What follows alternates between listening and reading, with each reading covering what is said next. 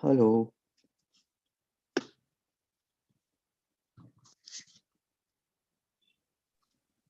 Hey Rachit, how are you? I'm good. Hello, how are you, sir? I'm good, I'm good. Good to see you. Yep, very nice to see you too. So, I think students are mostly here. Mhm. Honorable Chief Guest, Professor K. Just a Raghavan, second. our distinguished alumnus and principal scientific advisor. I'm actually in between some edits which are going on. Yeah. So, Mrityunjay, you're Professor K. Raghavan. Yes, sir. I'm online. okay. What happened to you? I'm presently attending a wedding. So, Okay. yeah. All right. So, wedding with social distancing norms? Not at all. I'm in UP and nobody is bothering about Corona and social distancing. So, I Oh, can't God. help it. It's a family wedding. So, let's see. Chalo, good. So, So, should we wait? I have attended a few of these and I saw that there were more students. I don't know how many students are there. I'm just connected. I've connected from my phone. I can't see. So there are about 9 students, and then there's MJ, you, and me. Yeah.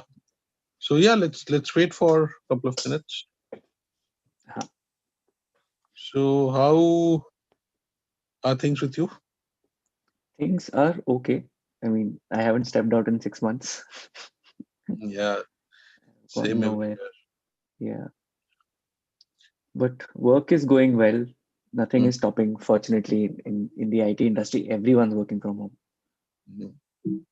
So where are you based in right now? So I am based in Delhi, but Okay. I came to my parents' house in Noida. Mhm. So yeah, that's. Okay. Mhm, mhm. Hmm.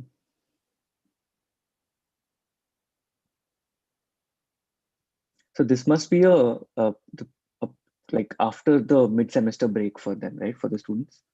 This is yeah. So mid-semester examination just got over Mhm, last week, and there's no mid-semester break this time. So since the Okay. semester started late, it started sometime in Mhm, September. So there will be a short break after the last day of the class, which happens on 1st December.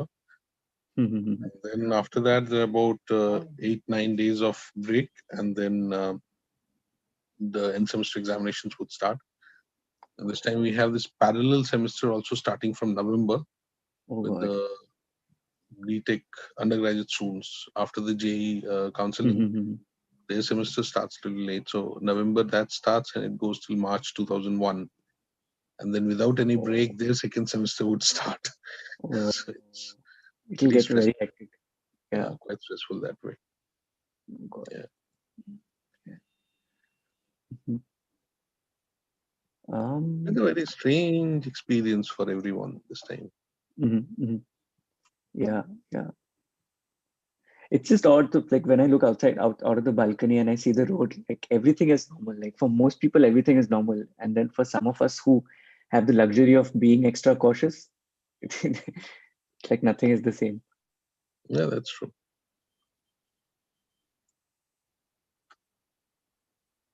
Okay, I'm not sure if I should start. There are about 11 students, 11, 12 maybe. शुरू करते हैं ना फिर. Let's start. ठीक है. Honorable Chief So I ठीक है, so formally welcome you to this yeah. talk series by the alumni. This is, as you know, part of two courses, DES698 and VLM 601. So the rest, I think you know about the whole thing. I need not tell you why we are here. So let's start. All right. So just a fair heads up to the students that I am not I've attended most of the talks before and my PPT skills have not matured as the rest of my skills. And working in the corporate structure, you're used to like being told ki, don't make the PPT longer than these many minutes. So it's a short PPT, but I hope I'll be able to speak enough and present enough context around the content that I have, which sort of encourages you all to ask questions. So let me share my screen. It is something called Don't Quote Me, and I hope my screen is still visible without any problem. Yes, it is. Right. It's called Don't Quote Me, or anyone else for that matter. And this sort of goes back to the time before I cleared seed and went to IIT Kanpur. And what happens is you want to become a designer, but you don't have enough resources or people to learn from.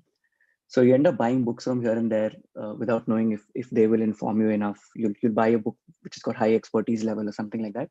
And then you end up watching videos of designers. You end up reading books. You end up reading quotations.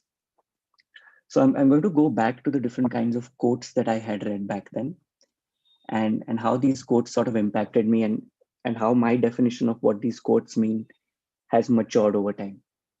And I will also ask all of you to sort of in the middle, in the chat with each quote, I'd like all of you to either write A if you agree with the quote and what the sentiment of the quote is, and D if you disagree with what the person who has said the quote is trying to say. And after each quote, I will also present a few options to learn more about that person, learn more about the topic that they're talking about, and then how you can become better at that field. So yeah, so the first, I'd sort of start off with Steve Jobs, and he had made a very prominent statement. I think this was around the time that the iPod had come out, and back then Apple didn't do as many news conferences or interviews with the press, and so so he actually said this on an interview. He said, "Design is not just what it looks like and feels like. Design is how it works." If you could all, if you're interested, if you sort of open up chat and write if you agree or disagree with this, I'd sort of like to see what everyone feels about this quote. Okay, I see a couple of agrees.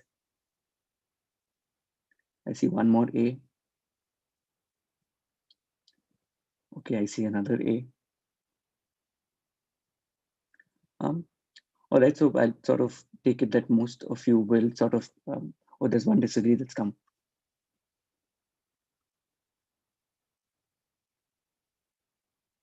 All right, so I'll sort of extrapolate this to the entire batch and assume that most of you would agree, but there'll be a few of you who would disagree with this. So as with most things in design, the answer is going to be that it depends. When you see any product, it's how it looks like at the first glance, which attracts you, which pulls you towards the product, which makes you want to use it. Sorry, the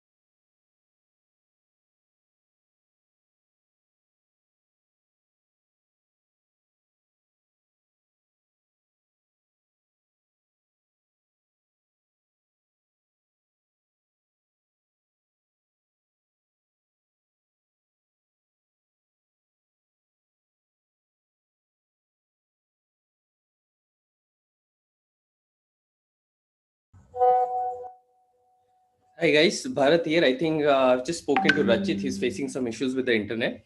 So he'll be back shortly. He's just joining, right?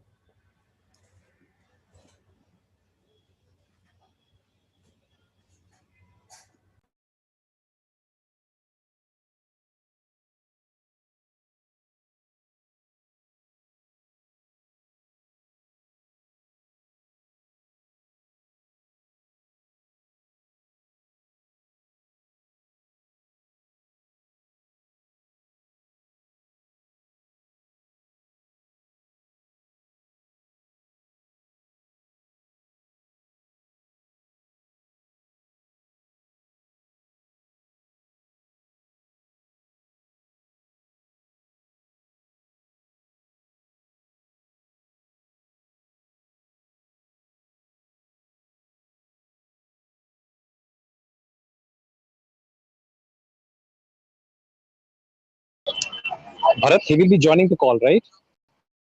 Yes. I've just spoken to him. He's joining short. Okay. Okay. Yeah. Hello, I am back, and I'm sorry about that.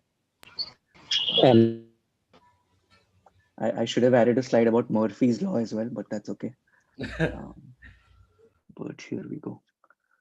All right. So I was talking about how when you start looking at things from the lens of a designer, you have to think about who's going to use it, where are they going to use it, why are they going to use it, how educated are they, will they be familiar with the metaphors that you use, how old are they, what their gender is, what social background do they come from, which context they'll be using the product in. And in order to sort of be clear about these things, and to communicate them to the team that you're going to be working with, you will have to learn certain tools to articulate all of this information. So if you look at what's in front of you right now, is on the top left is what is a user journey. Sort of articulates a slice in the user's life. It could be a day, it could be a year, a month, say even 1 hour. And it talks about how their day starts and it goes to where their day ends. And at what part in that process will they be using their product? When will they be needing to use your product the most, right? The one below that is what is called an information architecture. This sort of becomes relevant in case you're designing a digital product with an interface that the user interacts with, in which they have to navigate from one screen to another. So this basically is like a skeleton for a menu, if so to say. So it talks about what tells you what's inside that whole chunk of menu, what's that name, and then what's inside that. You need to ensure that this aligns with this aligns with what the user has in their minds. There are user research methodologies which will help you figure out what's in the user's mind and how you can replicate that in your system. I'm sure you will learn that over the course of your course, and even beyond that, you'll continue to learn that. The one on the top right is what is called a persona. There are many different formats, many different templates that you will come across. This one talks about what is one quote that the user mentioned. And this feels like an inception to talk about quotes inside a quote presentation. What their profile is, what challenges they're facing, what their responsibilities are. There are different formats of a persona, which some would have their pictures, some would talk about their jobs, their age, their demographic, and in more detail. But based on what project you're going to be working on, figure out what kind of a persona you need to use. And the one below that is what is called a service blueprint. That's sort of like a little more elaborate version of what a user journey was, which is the one on the top left. But it also talks about what systems at the back end will be enabling a user's journey. How do I explain this better? So for example, at an airport, right, or at a railway station, your journey is to enter, get your bags checked, check in, and then get inside the train. But there is an elaborate system going at the back end which you don't interact with. There are a lot of people who have shifts who have to come in and leave. There's somebody at the X-ray machine whose job is to make sure that there's nothing questionable inside your bag. Between here to between the entrance of the platform to the train, there is there'll be porters who will ask if they can carry your luggage. They have their own system of how much money they're going to charge you, and there is somebody maintaining that system, and then they're sort of in sync with them to understand what these rates are and how much they should be charging you. When you get into the train, there is somebody who comes to check your ticket. To make sure that the train is running, there's an electricity line, that there are tracks and there are engines and there are bogies and everything needs to be maintained. So a service blueprint sort of captures all of these things that are going on in the backend to make sure that a service or a product is up and running for you to consume. So yeah, as a designer, you have to familiarize yourself with these different kinds of templates and formats, which help you articulate how you are going to reach the end product, and so to say, define how it works as opposed to how it looks. How it looks will be an important part of it, but all of this helps you express how it is going to work and how it will benefit a user, why they will pay for your product. If you want to learn more, and I'm going to club both the person who made the code and my learning from it. You could go through Steve Jobs' biographies. They go into a lot of detail about how Apple products and Pixar movies and some of the work at what are the other company that he had. Next, how these products were put together and made. And there's a book called Creativity Inc. by Ed Catmull. He's now the president of Disney. He talks about laying out a process within Disney and Pixar so that people are free to express themselves and collaborate with each other in order to make better products. Watch the first iPhone launch video. It doesn't talk about all of these things in detail, but it talks about how they made sure that there was a buzz around a new product that was about to be launched, which again contributed to people being curious about this product, right? This talks about the surface level at which a product pulls you in to buy. There are multiple talks that Steve Jobs has given. There are multiple interviews for you to go and watch. Please feel free to do that. The Stanford commencement, a lot of you must have watched. There are a few All Things Digital Conference interviews which he's done. There's a lecture that he took at MIT. That was after he left Apple, and then he rejoined it in the middle somewhere. And then one important thing is to follow the processes and these documents, these artifacts that I spoke about. Follow them in as many projects as you can till they become natural. What these documents do is they answer certain questions. The idea is for those questions to come to you naturally. And yeah, just follow these as much as you can in the projects that you're doing right now. Even if you haven't been taught these yet, just read up about them. You will get them wrong, which is all right, which is not a problem. But you start asking these questions, which these documents help you answer. Okay, let's go to the next quote. It says that the role of the designer is that of a good, thoughtful host anticipating the needs of her or his guests. So it says it's like somebody's coming to your house, or somebody's coming to give a guest lecture at your institute, and your job is to ensure that they have enough information to find their way around your institute, right? If they have to go from the visiting hostel to your department, how do they do that? Do they know the way to get there? What information will you give them for them to find their way around? What will you tell them about lunch, dinner, and breakfast? Where are they going to go and have their food, right? So as a designer, you have to preempt the things that your users are going to need while they're using your product. Again, there are ways of identifying what these needs are. I will talk about one of them in a little while. In fact, I should just jump to it. And this became very real in a project that I was doing in my current organization. So I'm not sure if you're familiar with Anganwadi workers.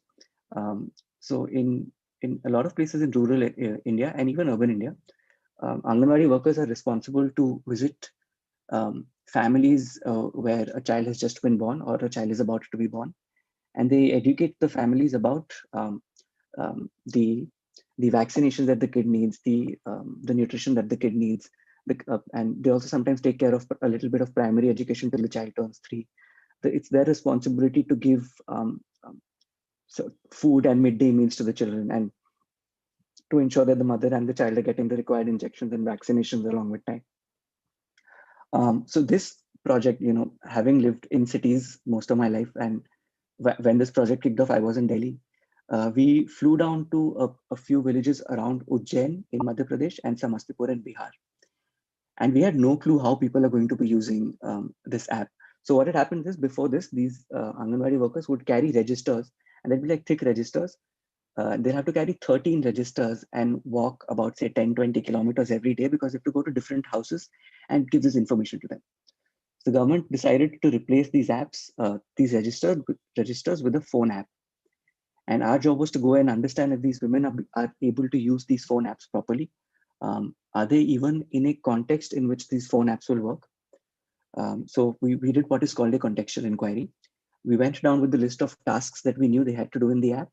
We sat down with them and said, hey, can you do this? And please think out what what's going on in your mind as you do these tasks. And we were sort of making notes continuously. We went to multiple Anganwadi centers. We went to the homes of some people where they were going. And we realized that even though there is an app, but in a lot of places, there was no internet for the app to connect to. So we realized that this app was sort of, will have to take care of the fact that there is no internet and people need to, sort of leave the information in the app. And then once they come home and they get access to internet is when they can upload this information to the server so that it can all be monitored. So contextual inquiries is just one of the formats, one of the research methodologies that help you understand what the users are facing. There are many such research methodologies, and I hope you will sort of, over the course of time, educate yourself in what these research methodologies are. And there will be courses in which you will be told what these research methodologies are. But then a point is that they will teach you to preempt what the user needs. They will teach you to know before designing that, hey, these are the set of requirements that the product needs to satisfy.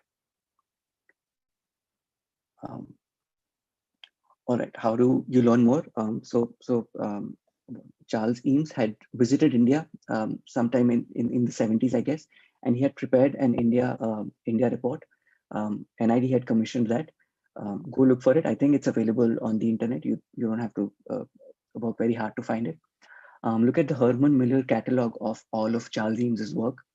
Herman Miller is a furniture manufacturing company. He manufactured a lot of furniture. He designed a lot of furniture for them. Go and take a look at that. That will give you an idea of what kind of work Herman Miller did, where this quote came from him, why he was talking about these things. It's very easy to understand that since he was designing furniture, it was easy for him to think of people in the context of a home, which is why he spoke about how, as a designer, you have to be prepared for when a guest comes to your house. Other things that you can and should do is observe people around you. You may not be stepping out a lot. Observe people in your house. Observe how they interact with products and objects. Observe how somebody pulls a chair, how somebody lifts a bottle of water, how when they're drinking water, when they open the bottle of water, what do they do with the lid? Do they keep it on the table? Do they hold it in their hand? This will give you insights about how this particular product can be redesigned. If you have the opportunity to step out safely and you happen to see certain shops on the roadside, observe how the shopkeeper arranges the things around them. Where do they keep the things that sell the most versus where do they keep the things that don't sell a lot?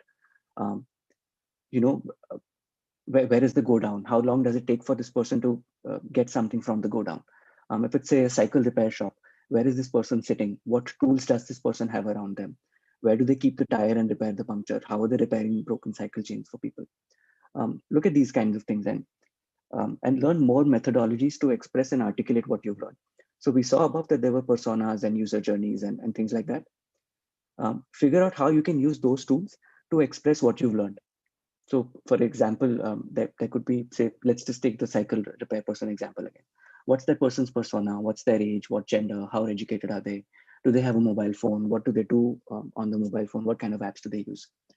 And just see what kind of people come to them to get their cycles repaired. Are these fancy cycles? Are these very basic, simple cycles? Where does this person rest? Where does he or she sit when there is no work? Where are they having their lunch? How do they get their lunch from home? Observe these kinds of things, observe everything, and which will put you in a frame of mind to observe your users when a real project comes about. Okay. So now I'm going to pick up two quotes together because I felt that they sort of come together and to give a larger learning. So one is what Henry Ford had said, which is that if I had asked people what they wanted, they would have said faster horses.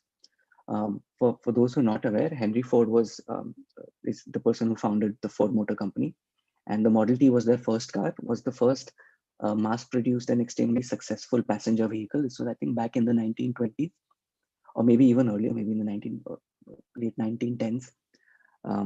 So yeah, so his idea was, I wanted to make a motor car, but if I had asked people, they would have said, we want faster horses. We just want to get from point A to point B faster.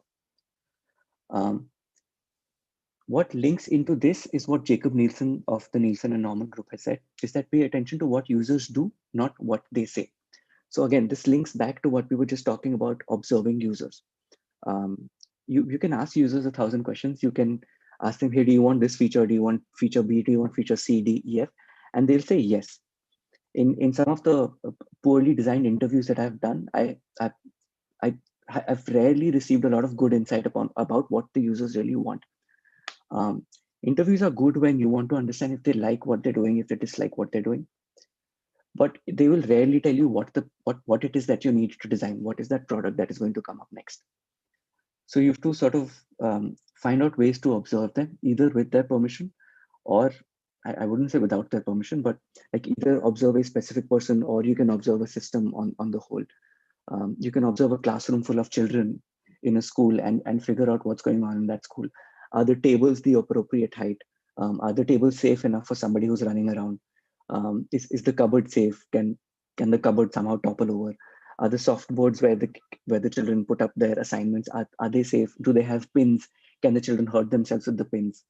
Observe systems like that. And this came true for me in one of my projects where there's this organization called StormGeo with whom we were working. And what they do is they look at global weather data, which they've taken from multiple, the European weather agencies and the American weather agencies. And they sort of plot out what the weather is going to look like across the globe. And based on that, they give directions to ships. So say a ship wants to go from New York in America to Hamburg, or say a ship wants to go from, say, Mumbai down to Colombo, and then it has to go to Delhi, Kolkata on the East Coast, and then it has to go down to Singapore. So these people would tell these folks what the right route is to take. Is there a storm in your path? Is there an oil leakage? Are there piracy risks somewhere? So what we were doing was designing a software for them to create these multiple alternate routes and see which one is the safest for them. A mistake that I did was I went to the users with the screen, then just said, do you think this works for you? And they said, yeah, this is going to work for me. And they would ask me questions and I would give answers to those questions. Later on, I realized that this product is being too successful. Everyone is comfortable with it. So there's something wrong. So either something wrong with the product or there's something wrong with my methodology. I decided to change the methodology first. And so what I did was I created click-through prototypes of the product. It wasn't connected to any database. So there was dummy data on the front end. So there were multiple screens and the users could interact with them. I used an online tool to send those that prototype to different users and said, hey, can you complete this? And in the email I'd written, can you complete this task with the prototype that I have sent to you? Once they started interacting with it, I started getting data about how they're interacting with the product. So you could see that the users tried to click on multiple different areas on the application, and some of them got it wrong, some of them got it right. And this really gave me a true picture of what the users were actually feeling and going through when they were using the app. So it really hit home that day that I shouldn't be asking anyone if this is going to work for them, but instead giving a product to them, say, hey, use this, and then drawing conclusions from that myself. Again, how do you learn more about this? There is this book called Don't Make Me Think by Steve Crew. It's a very thin book. Look for it and read it. It'll sort of run you through the basics of how users interact with digital products and websites. It may be a little outdated and it may talk about websites from, say, the late 90s and early 2000s a little more, but then the basic principles apply to the new technologies that are coming around. There's another book called Design of Everyday Things by Don Norman. Please read it. It will help you a lot. It'll give you a lot of vocabulary to start articulating your thoughts with. So yeah, without a doubt, read this book. If you want to look at more research methodologies like usability testing and contextual inquiry, which we've spoken about up until now, go to the Nielsen Norman Group's website and just randomly run through different articles that you like. The website is made so well that each article will have certain links which will take you to more articles, and as you find interest, you will sort of start reading more of them. And then again, they'll teach you more of these methodologies and these techniques to uncover what a user is thinking and what they really need. There's a person called Jared Spool. He's a consultant. He consults companies about their design strategies and how they should grow their design teams. He's part of a website called uie.com. Go ahead and read that as well. It's a lot like the Nielsen Norman Group's website. Multiple people contribute to it, and everyone brings in a different point of view for you to go ahead and read. Refine your user interaction skills. So you have to be comfortable with interacting with users. You have to not bias them in any way. You have to make sure that you don't react too adversely in front of them to what they're saying. Users will say a lot of things. You will agree with most of it. You will not agree with a lot of it as well. So as a practice, I would say speak to 2 users every week. And this is starting now, not just when you get into the industry. Like whatever projects you're making, say if you're designing a game, or if you're, I don't know what you may be working on. I mean, if you're designing an interface for an ATM, if you're designing a small cooler, if you're designing, I don't know, a plate, a spoon, a chair, speak to 2 users every week that will be using that product. Try and understand how they use the product currently, which before you have designed it. This will give you that sort of this mindset of not influencing what the user says and to quietly listen to what they say. You'll find it funny that you may speak to a user for 20 minutes and out of that only half an hour was worth it. But that's how it goes. You have to let them become free with you, free with your presence, and sort of relax in your presence, and then start talking about what you really want to know. Okay, let's do another agree and disagree on this. If you could open up chat again. So this is something that Mark Zuckerberg is known to have said, and it was move fast and break things. Again, A for agree, D for disagree.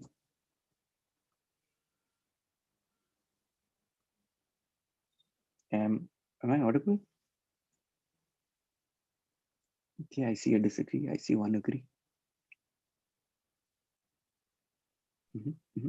Okay, it's even right now for agrees and disagrees.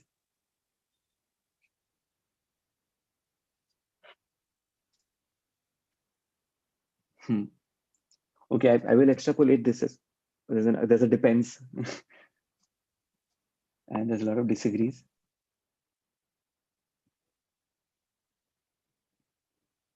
So I'll wait a couple of seconds more.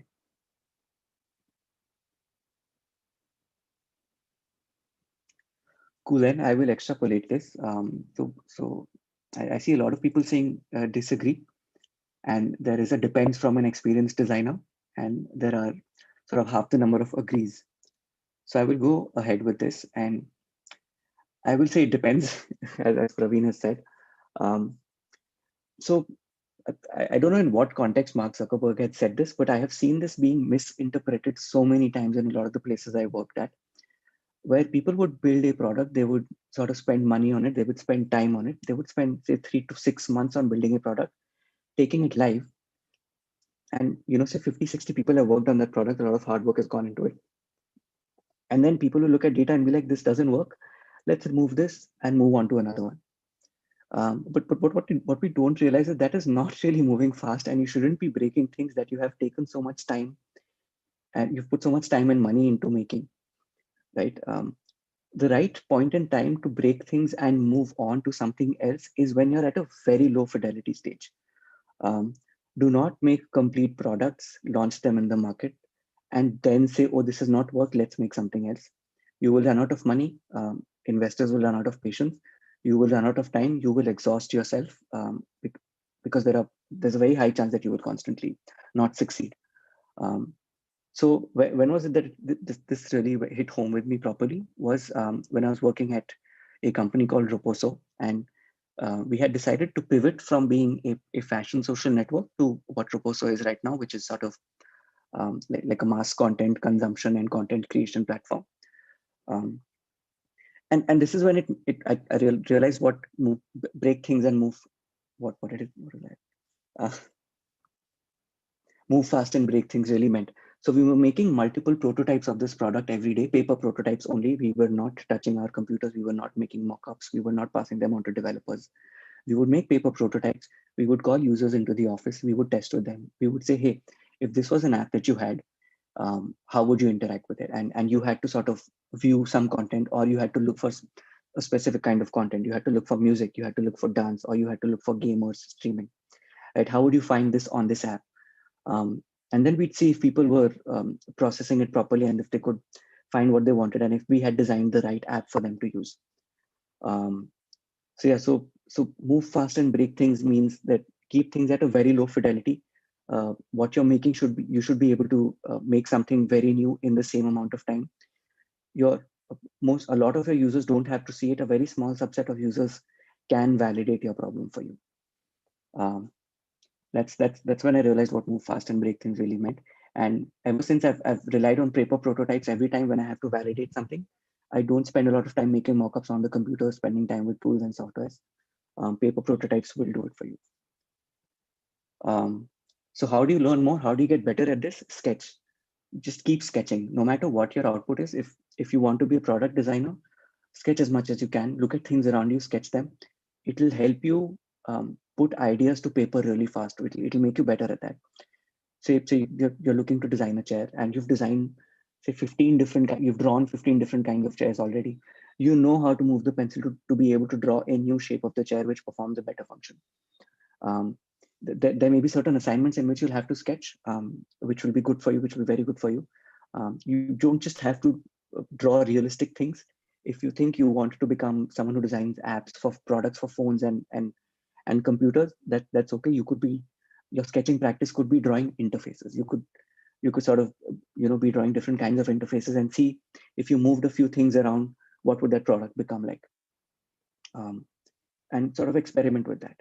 Learn different modes of production, which means if you're sort of like a product designer, understand how injection molding works, understand how, I'm not familiar with that, so I wouldn't be able to use more terms, how different things are manufactured, how things are welded together, how electronic components come together. If you're a software product designer, figure out what kind of technologies developers are using to develop their products right now. Understand mobile apps, desktop apps, understand how augmented reality is working, understand how 3D printing works, understand service design and the components that come together to make it all work. And since you'll be doing a lot of this, take these to your batchmates, to your professors, to your colleagues, discuss these with them. Say, hey, this is how I feel WhatsApp should be redesigned as. This is just a very low paper prototype for now. How do you think this could become better? Do you think I have improved on the current app? Ask these questions with each other and speak to each other about these. All right, so this is something that really opened my mind and made me behave better as a designer with other people. So this is something that Paul Rand had said, and he had said this to Steve Jobs, and which is why it also became, it had a huge impact on me. I used to worship Steve Jobs at one point in time.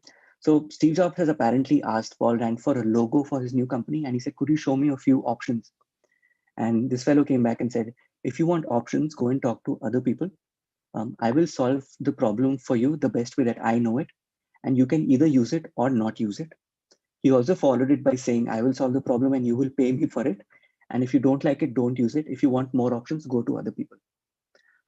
What I interpreted was that when you're out to solve a problem, there will be multiple options which you will consider to solve that problem. But you should have to understand your users and your target audience well enough to know which one is the best solution for your users, right? When somebody comes to you and asks for your help because you're a designer, it's because they don't have those skills, right? They will not be able to go out and understand users and articulate the users' requirements and then translate that into products. It's up to you to do that job for them. They are paying you for that. And you can't be like, oh, I have 3 options. I don't know which one is the best. So you take a call. So it's up to you to figure out what product finally goes live and what product do users finally use. This, of course, it will require a lot of conviction, and I'm not saying you should have it right now. You're starting out. You will have to figure out what makes a product good, what makes a product bad. How do users react to a good product? How do you take reactions from the user to what is a good product? Which again, through the links that I've given and the sources that I've given, if you go ahead, you will find a lot. It's something I will not be able to complete in this session. When did it hit me?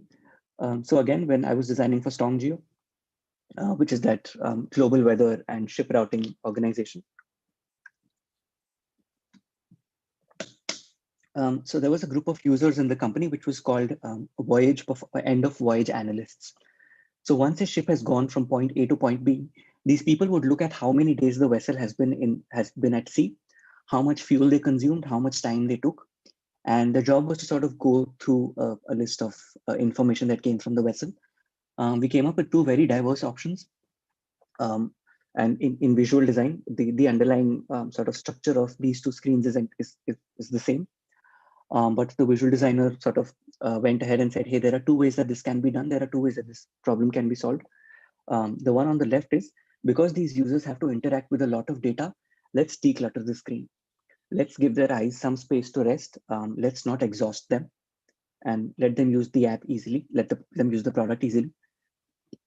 The one on the right was, let's give them a lot of data, because if they manage to go through a lot of data really fast, they'd be able to complete their work faster. They'd be able to do more work in a day, which would result in a business problem being solved, in that they can prepare more reports in a day, which means the client, their organization can make more revenue, which is what the client had come to us for. They had said that, how can we increase our operational efficiency?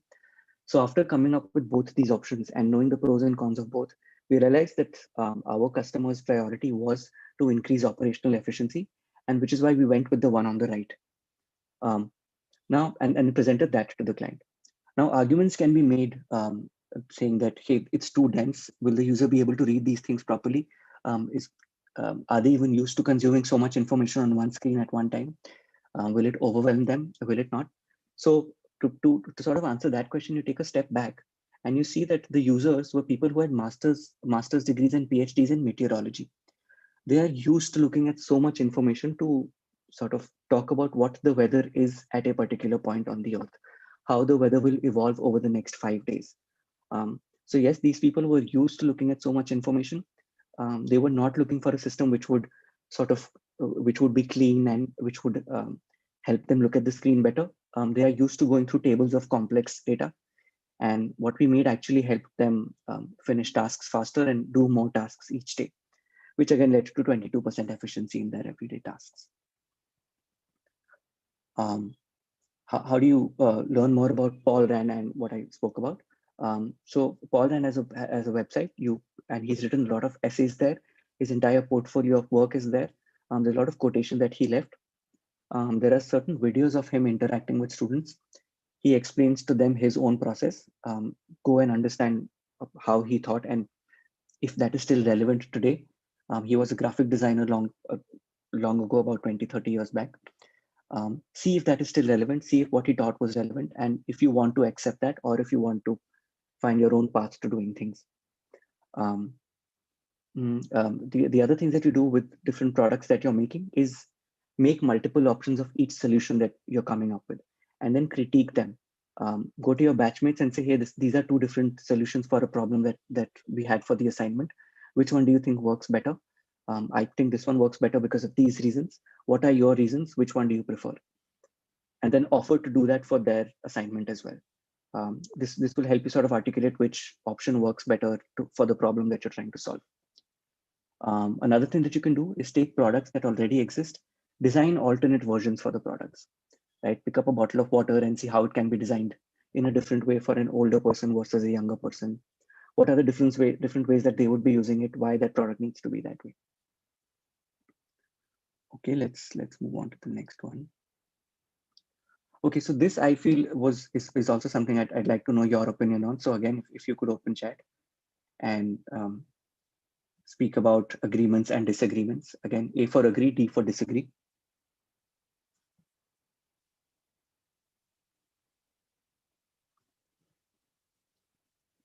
I see a couple of agrees.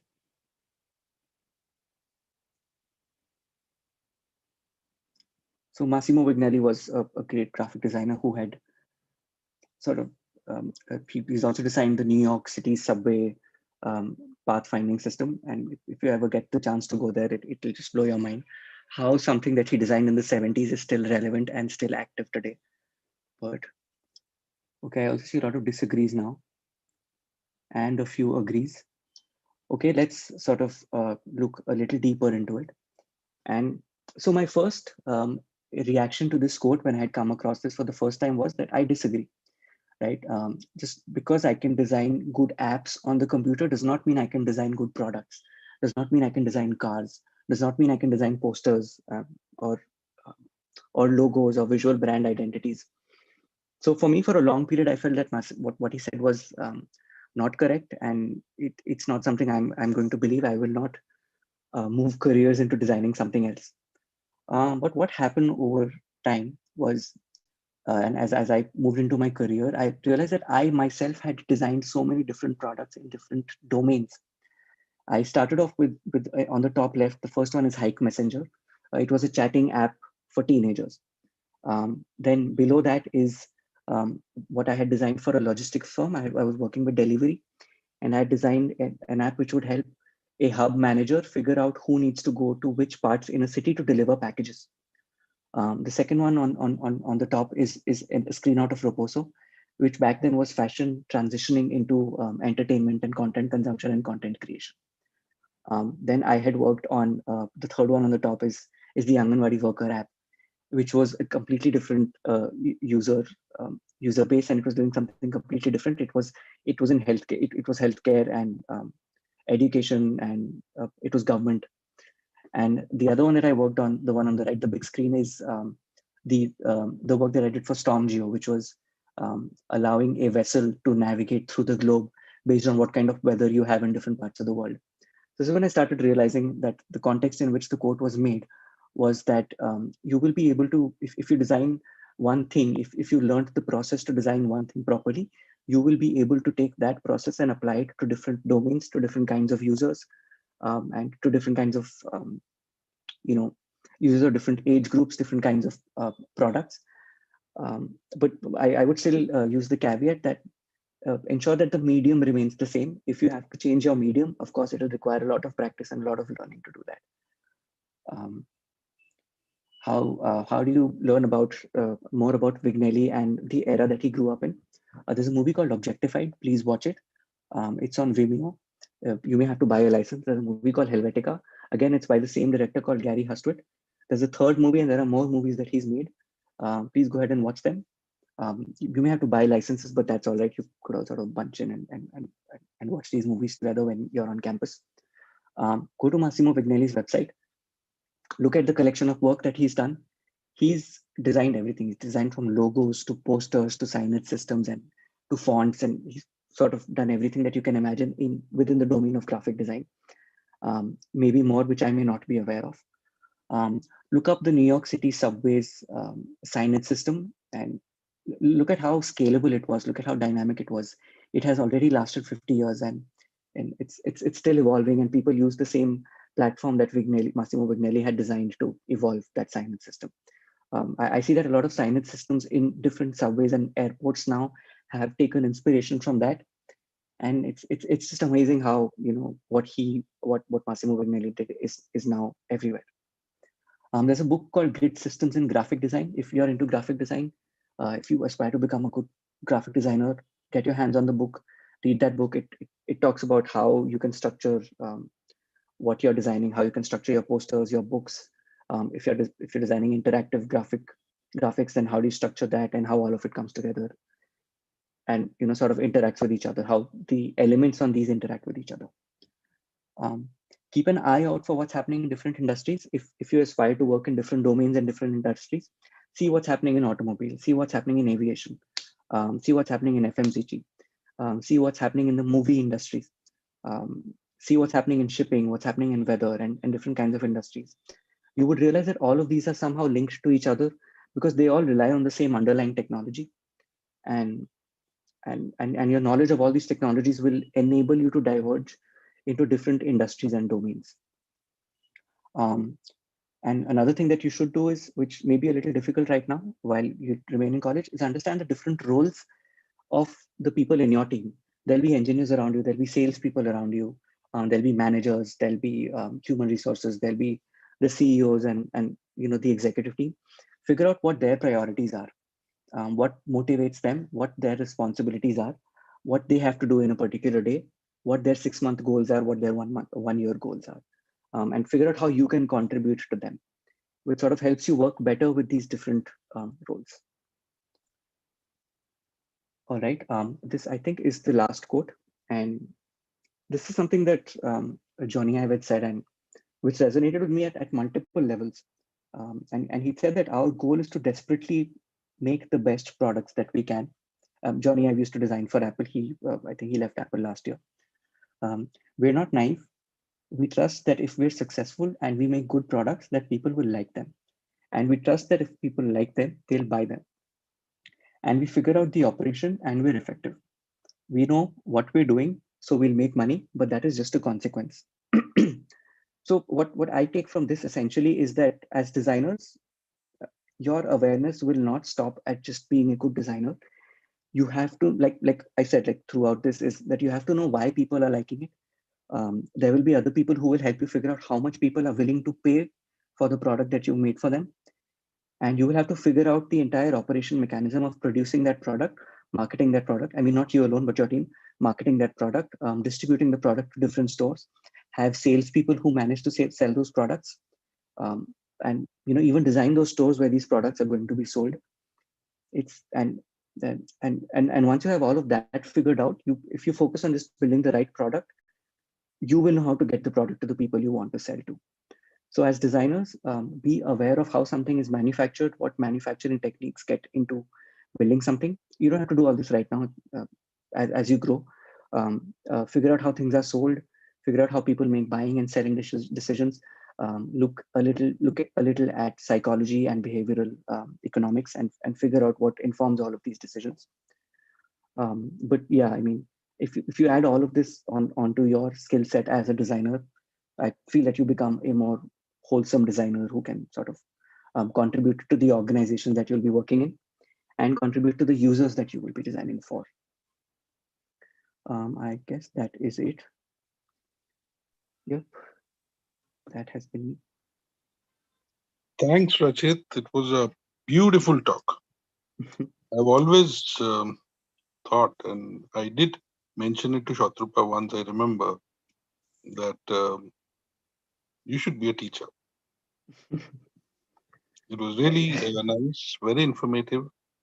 And yeah, one of the things which definitely is important, and that's overall impression that I would say from the talk, which should be an important takeaway for the students also, that as designers, at least especially when you're studying and when students come here, I don't blame them, but then what happens is they get this niche idea that I would like to specialize on one niche area. So that needs to be broken. You have to broaden this whole, the whole domain of design. You need to have multiple different interests, and that is the only way you can actually succeed in life as a good designer. That's very important. And for the students, and this is precisely what I was trying to say a couple of times earlier also, that look at Rachit. I mean, he's got so many different kinds of interests, starting from graphic design to products to every kind of thing. And most importantly, he's studying all of that. And that's precisely how you need to prepare yourself for the years to come. Okay. Yeah. Thanks, Rachit. It was a lovely talk. Are there any questions that students would like to ask?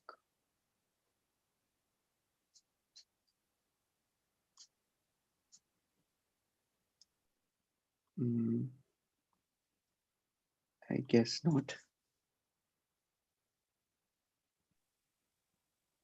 Are there any questions in the chat box? Nope. Okay. But that's all right. So what I do is that all these all this information that I've put together, I'll send it across. Yeah, that'd be MJ, nice. and if you can share it with MJ, and then forward it to all the students. Yeah, sure. Great. I speak here then. Yeah, I'd just like to add something. I remember, like, with your permission, Rachit, I remember that you used to talk on our way to design program, and while doing our thesis, we're both under Shatrupa ma'am, so of course we were like working together also. And I remember he had a very strong, interest in everything for graphics. So he would read a lot about that, and I had a lot of interest towards product, and I would read about product. But so we were in ourselves, we were very deep into our own domains, but then we were the ones who had the most discussion, I think, around design. Mhm. Whereas despite having that different interests altogether. But that's, I think that was really good. I remember that time very clearly. I mean, he used to tell me about a lot about graphic design and Paul Rand and Steve Jobs and his passion about all that, and I would just do the same. So we would like engage in this wonderful discussion. That's a very good moment, I remember. And also, I think we both, I think, have read Design is One, which was suggested by Shatruma ma'am at that time. So that's by Massimo and Leila Vignelli, this husband and wife duo. So yeah, that too I remember, because that was the book we used to discuss a lot at that time. Yeah, So yeah, and that book talks about stamps, and it talks about toothpicks. It talks yeah, about different kinds of things. it's a wonderful diversity that it speaks about. Mhm, mhm. Shatrupa was on leave actually this semester, so she is joining back in November. So next semester she'll be taking a course for the students. Mhm, Nice. mhm. Yeah, we just There's figured it one. out. Hmm? Yeah. So there's one question, and I just answer that quickly, which talks about can you briefly inform us about your journey, like first companies you worked? So I started with Hike Messenger. I spent a year there, struggled with and succeeded partially to explaining how research comes in and how we can talk to users, and how we can sort of understand if they're getting the app, if they're sort of understanding the app or not. Had a great time there. Worked the scale at which that app exists is what was insane. Then I moved to Delivery. They're a logistics firm. We were designing products for sort of sales executives to deliver packages on. And I once ordered food, and the sales executive was using the app that I had designed. I was super excited that day. Then I went to Roposo. A lot of different struggles there as well. A lot of learnings there. We sort of took an app which existed in one domain and moved to another domain. So it was a great transition for everyone in the company. And after that, I've been at Thoughtworks.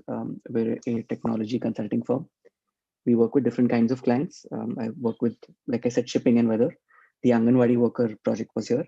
And now I am with a German automotive manufacturing client. We're helping, salespeople on the sales floor sell cars better and in a more informed manner. So, yeah.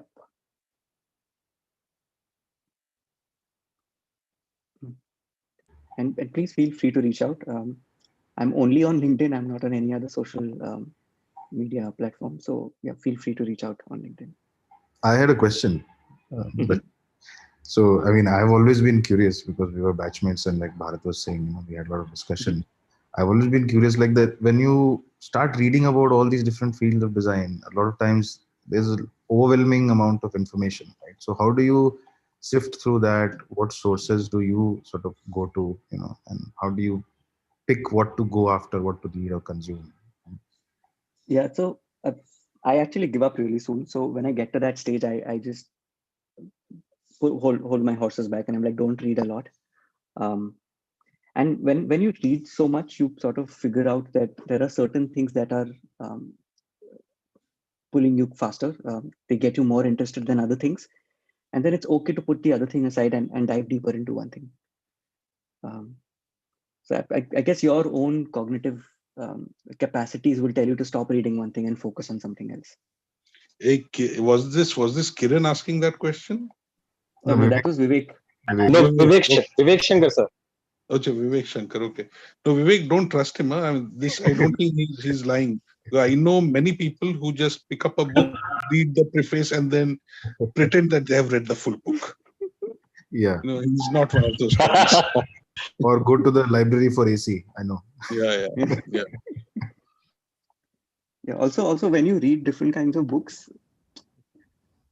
I don't want to get into that, but I'm going to say you figure out like a solution that you're designing as a designer, and say an engineer is designing as a designer, you'll realize that you're all prioritizing for the same things. But yeah, that's a different topic completely. So. Okay. Sure. It's really nice to see you guys there. Yeah, उस दिन when I saw Bharat and today Rachit reminds me of the. You guys used to dance, right? एक साथ वो कुछ करते थे ना तुम लोग? Yeah, I still remember. Yeah, कुछ तो Rachit, during the Gurukul, they had some, was it Kolavariti or what they were dancing to? Something like that. We didn't know you were watching. Chalo. Okay, guys. I'll take off. All right. All the Bye. best. Stay safe. Distinct English alumnus